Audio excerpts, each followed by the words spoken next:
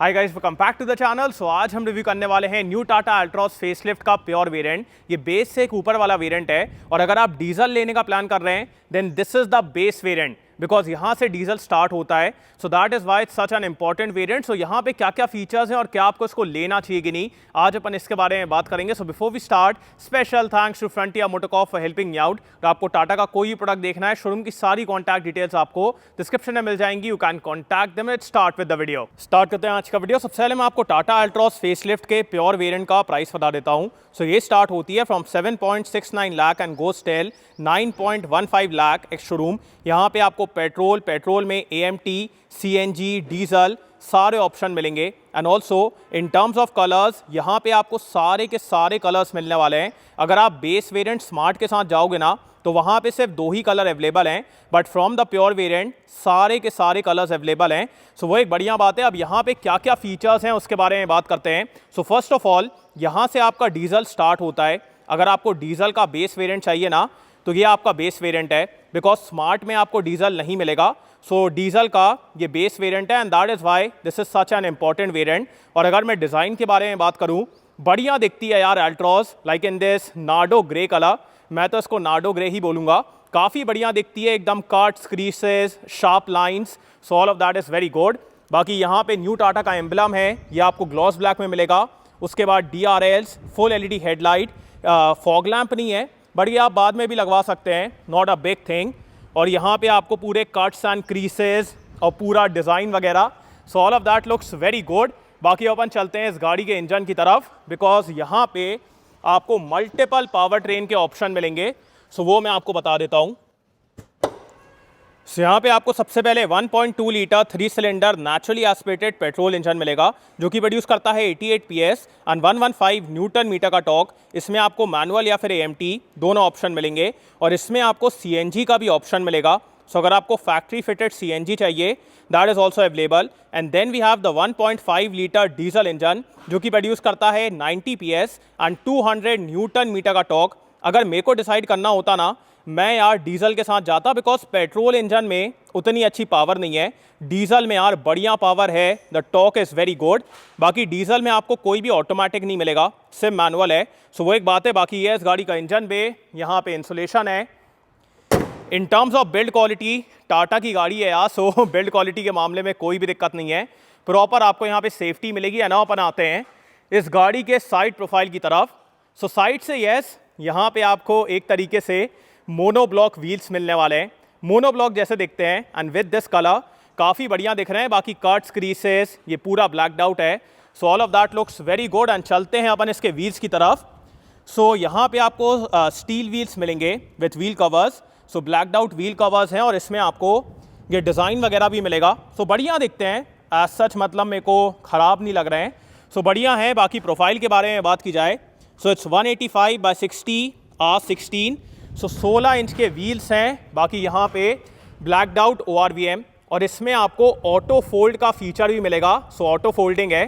सो ये एक बढ़िया बात है। बाकी यहाँ पे टर्न सिग्नल, उसके बाद यहाँ पे इल्यूमिनेशन, ये पूरा आपको पियानो ब्लैक में मिलेगा। ऊपर की तरफ नॉर्मल एंटेना है। अब अगर आप प्योर S के साथ जाओगे तो वहाँ पे आपको सनरूफ भी मिल जाएगी और शार्क फिन एंटेना भी मिल जाएगा। सो वो एक चीज़ है। बट प्योर S में आपको डीजल नहीं मिलेगा, वहाँ पे सिर्फ पेट्रोल है। सो वो एक बात है। सो अगर आपको पेट्रोल चलेगा और ज़्यादा फीचर्स चाहिए then you can go with pure S also. वहाँ पे शार्क फिन एंटेना और इलेक्ट्रिक सनरूफ और आ जाएगी। बाकी अपन आते हैं इस गाड़ी के रियर लुक की तरफ। रियर से भी आप देखिए बढ़िया दिखती है यार। इन terms of design very good. ये पूरा आपको ग्लॉस ब्लैक में मिलेगा। उसके बाद यहाँ पे LED टेल लाइट कनेक्टेड नहीं है, सिर्फ इतना सा पार्ट है। सो वो एक बात है। बाकी यहाँ पे आपको रियर कैमरा भी मिलेगा। देख रहे हो, सेकंड बेस वेरिएंट में rear camera with rear parking sensors. So ये एक बढ़िया चीज़ है and that is why I feel this is such a good variant because features आपको यहाँ पे लगभग सब कुछ मिलने वाले हैं, जो भी रिक्वायर्ड रहता है ना सब कुछ है यहाँ पे। So that is very good. So camera, sensors, यहाँ पे अल्ट्रॉस। सो ये था इस गाड़ी का एक्सटीरियर। बाहर से कैसी लग रही है do tell me in the comments. ना अपन चलते हैं इस गाड़ी के बूट स्पेस की तरफ। सो इन टर्म्स ऑफ स्पेस अगर आप CNG के साथ जाएंगे तो फिर वहाँ पे आपको हल्का कम एरिया मिलेगा, मतलब इतना टैंक ले लेता है स्पेस, तो फिर आपको यहाँ से एरिया मिलता है। But in the petrol and diesel काफ़ी बढ़िया एरिया है, लोडिंग लिप है, सो वो एक चीज़ है।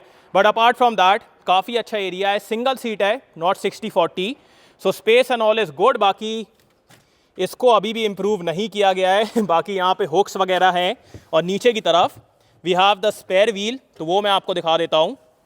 सो इसको पकड़ने का एरिया कहाँ से है, yes, so here we have the spare wheel. अगर इसके प्रोफाइल के बारे में बात की जाए, so it's 165/80 R14, it's a steel wheel, so space and all is good, not a major issue. और फीचर्स वगैरह आपने देख ही लिए हैं, बढ़िया फीचर्स हैं। ना अपन चलते हैं इस गाड़ी के इंटीरियर की तरफ। सो यहाँ पे आपको हैंडल मिलेगा, उसके बाद 90 डिग्री ओपन होने वाले डोर्स हैं सो ये एक कमाल का फीचर है, एंड बिकॉज ऑफ दिस अंदर जाने में बाहर आने में उतनी दिक्कत नहीं होती। बाकी जो इस गाड़ी का डिज़ाइन है, हल्का आपको झुक के जाना पड़ेगा। बाकी यहाँ पे fabric finish, dual tone interior है, black out finish, door pockets are good enough. अब आगे वाली सीट मेरे हाइट के हिसाब से एडजस्टेड है, मेरी हाइट 6 फीट, किसी के लिए भी आपको एडजस्टेबल हेडरेस्ट नहीं मिलेगा। बाकी आइसोफिक्स माउंट्स हैं और फैब्रिक अपहोल्स्ट्री है, ये आप देख रहे हैं, इसमें ये ऑरेंज पैटर्न दिया गया है, स्टिचिंग है, सो all of that is good. बाकी अपन चलते हैं अंदर की तरफ। सो अगर मैं यहाँ पे स्पेस के बारे में बात करूँ, मेरे को यहाँ पे कोई भी दिक्कत नहीं है, I have very good space. नीचे भी काफ़ी अच्छा एरिया है स्ट्रेच आउट करने के लिए, under Thai support is also good. और अगर मैं हेडरूम के बारे में बात करूँ, हेडरूम भी अच्छा है, not a major issue. Seat का recline angle and all is good, हल्का अपराइट फीलिंग आ रही है, but apart from that seat comfortable है। यहाँ पे आप 2 अडल्ट और 1 बच्चे को एकदम कंफर्टेबली बैठा लेंगे। बाकी मेरे को ऐसा लगता है कि if you are going with the sunroof variant, तो वहाँ पे फिर वो जो सनरूफ का यहाँ पे पूरा आता है ना, उसकी वजह से इतनी एयरी फीलिंग नहीं आती है। जैसे जब मैं टॉप मॉडल चला रहा था तब मेरे को ना इतनी एयरी फीलिंग नहीं आ रही थी, but in this lower variant यहाँ पे सनरूफ नहीं है, सो इन दिस लोअर वेरिएंट मेरे को ज़्यादा एयरी फीलिंग आ रही है। मेरे को ऐसा लग रहा है कि ज़्यादा खुला खुला केबिन है। सो अगर आपको सनरूफ से उतना फ़र्क नहीं पड़ता है, मैं कहूँगा don't go for it, because उतना ओपनिंग वगैरह भी नहीं है, नॉर्मल सी सनरूफ है, और उसकी वजह से ये पूरी आपकी जो रूफ है वो नीचे की तरफ आ जाएगी, और फिर आपको पीछे की तरफ हल्का क्लॉस्ट्रोफोबिक फील होगा। सो देयर आई फील अगर सनरूफ से फ़र्क नहीं पड़ता है, डोंट गो फॉर इट। बाकी यहाँ पे एक हैंडल है, एडजस्टेबल सीट बेल्ट नहीं है। बाकी नो मैगजीन होल्डर, यहाँ पे आपको थोड़ा सा एरिया मिलेगा, सो अगर आपको कुछ रखना है वो आप यहाँ पे रख पाएंगे। सेंटर में कोई भी हम्प नहीं है, सो वो एक बढ़िया बात है। बाकी ये जो मैं आपको बता रहा था, एकदम ये फ्लैट हो जाता है, सो वो एक बढ़िया बात है, एंड बिकॉज ऑफ दैट आपको एक अच्छी एयरी फीलिंग आती है। Glass area and all is good, centre में कुछ भी नहीं है, सो नो आर्मरेस्ट नथिंग। बाकी ये पैटर्न वगैरह काफ़ी इंटरेस्टिंग है, एकदम टैकी सा पैटर्न है, सो दैट इज़ देयर। बाकी अपन चलते हैं आगे की तरफ। सबसे पहले मैं आपको उस गाड़ी का की फॉब दिखा देता हूँ। सो यहाँ पे आपको टिपिकल टाटा का की फॉब मिलेगा, जो अपन टाटा की गाड़ियों के लोअर वेरिएंट्स में देखते हैं ना, वैसे ही की फॉब है। इसमें आपको टाटा का एम्बलम, उसके बाद फ्लिप की, then we have lock unlock and follow me, और अगर आप इसी को प्रेस करके रखोगे फिर आपका बूट भी ओपन हो जाता है। और जो दूसरी चाबी है वो एकदम बेसिक वाली है, सो एक ही आपको यहाँ पे की फॉब मिलेगा। बाकी ये आपको इल्यूमिनेटेड मिलता है, सो ये एक बढ़िया चीज़ है। और जैसे ही आप इसको प्रेस करेंगे ये ऐसे करके ओपन हो जाएगा। और स्टार्ट करते हैं इसके डोज से। सो यहाँ पे सबसे पहले ORVM कंट्रोल्स, जैसा ही मैंने आपको बताया ऑटो फोल्डिंग ORVMs हैं, सो एक बढ़िया बात है। बाकी यहाँ पे window controls, fabric, door pockets are good enough. यहाँ पे अम्ब्रेला होल्डर भी है, उसके बाद इल्यूमिनेटेड की स्लॉट है, सो नाइट टाइम में आपको होल्ड ढूंढने में बिल्कुल भी दिक्कत नहीं होगी।